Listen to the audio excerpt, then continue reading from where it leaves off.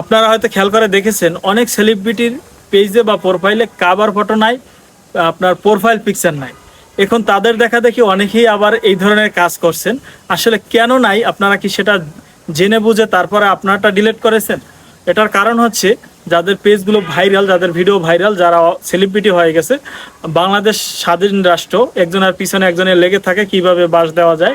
তো এই যাতে বাস না দিতে পারে সতর্ক থাকার জন্যই তারা প্রোফাইল পিকচার এবং কাভার ফটো যেটা ডিলিট করে থাকে, যাতে করে একটু নিরাপত্তার সাথে থাকতে পারে। তো তাদের দেখা দেখি আপনিও ডিলিট করে দিচ্ছেন, তাহলে তো আপনাকে কেউ চিনবে না। তারা তো অলরেডি ভাইরাল হয়ে আছে, তাদের পেজ প্রোফাইলের নামটা ভাইরাল হয়ে আছে, মানুষ চিনে, তাদের ফটো না দেখলেও তাদেরকে চিনবে।